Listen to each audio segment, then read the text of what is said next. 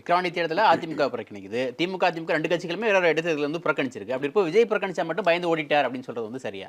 அவங்க establish parties அதில் இன்னைக்கு இவரையும் பயந்து ஓடிட்டாருன்னு தான் சொல்கிறேன். எடப்பாடி பழனிசாமி ராமதாஸ் ஐயாவை எதிர்கொள்ள முடியாமல் 10.5 எதிர்கொள்ள முடியாமல் அதற்கு பதில் சொல்ல முடியாமல் ஐயாவை கண்டு எடப்பாடி பயந்து ஓடிட்டாருன்னு தான் நான் சொல்கிறேன். பெண்ணகரத்தில் ஜெயலலிதா அடைஞ்ச நிலையை எடப்பாடி அடைஞ்சிருப்பாருன்னா பார்ட்டி க்ளோஸ் ஆயிரும். ஜெயலலிதா எமர்ஜ் ஆனாங்க, அது தேட்ஸ் டிஃப்ரெண்ட்டு. எடப்பாடி அடைஞ்சாருன்னா காலி ஆயிடுவாருன்னு பயந்து தான் போயிட்டாருன்னு நான் தெளிவாக சொல்கிறேன். சீமான் அதில் போல்டாக நின்னார்.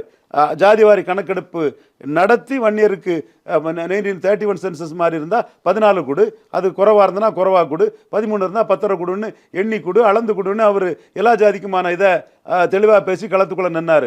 அவரோட இது வந்து Edappadi வண்ணார் நாவிதர் குயவர் Boer ஒட்டர் வேட்டுவ counter Urali counter தொட்டிய நாயக்கர் மருத்துவர் மங்களா முக்குவர் பரதவராஜ குல மீனவர் ஆண்டி பண்டாரம் ஜங்கம் போன்ற சமூகங்களுக்கு எடப்பாடி பழனிசாமியும் சட்ட அமைச்சர் சி.வி. சண்முகம் நியாயம் வழங்கவில்லை. எடப்பாடி பழனிசாமியும் சட்ட அமைச்சர் சி.வி. சண்முகம் நியாயம் வழங்கவில்லை. நான் அடித்து ஆணித்தரமாக சொல்கிறேன். அவங்க எந்த அம்பாசங்கர் கமிஷனை வச்சு அவங்க பிரித்து கொடுத்தாங்களோ அதே அம்பாசங்கர் கமிஷனை எடுத்துகிட்டு வரட்டு, நம்ம பேசிடுவோம்.